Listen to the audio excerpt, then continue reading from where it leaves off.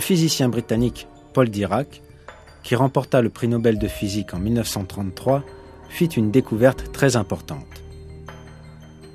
Cette découverte, connue sous le nom de parité, dévoila la dualité connue comme la matière et l'antimatière. L'antimatière a des caractéristiques opposées à celles de la matière. Par exemple, contrairement à la matière, les antiélectrons ont des charges électriques positives et les antiprotons des charges négatives. Personne ne connaissait ce fait scientifique quand le Saint-Coran fut révélé il y a 14 siècles de cela.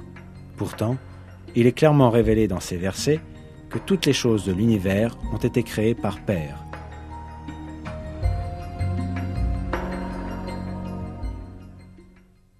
Louange à celui qui a créé tous les couples de ce que la terre fait pousser, d'eux-mêmes et de ce qu'ils ne savent pas.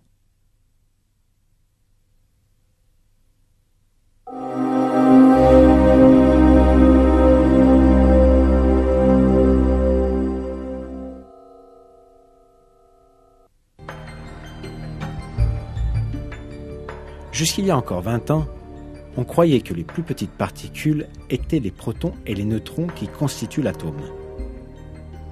Mais les avancées de la science et de la technologie ont réfuté cela. On a réalisé que l'atome, considéré comme la plus petite unité de matière, pouvait être divisé en composants encore plus petits. Une branche spécialisée de la physique apparut afin d'étudier ces sous-particules et leur comportement particulier. La physique des particules. Les recherches de la physique des particules ont révélé que les protons et les neutrons qui composent les atomes sont en fait composés de sous-particules appelées quarks. Ce fait n'est apparu qu'au cours du dernier siècle, mais il fut révélé dans le Coran.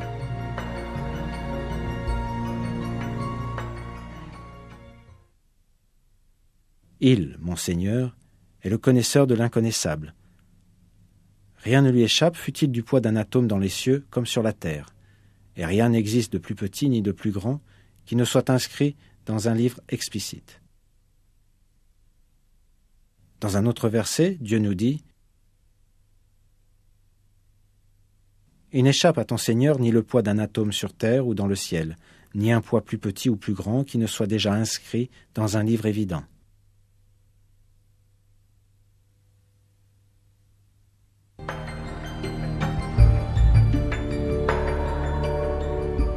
Ces versets font référence à l'atome et à des particules encore plus petites. Le fait qu'il existe même des sous-unités plus petites a été communiqué à l'humanité dans le Coran il y a 14 siècles.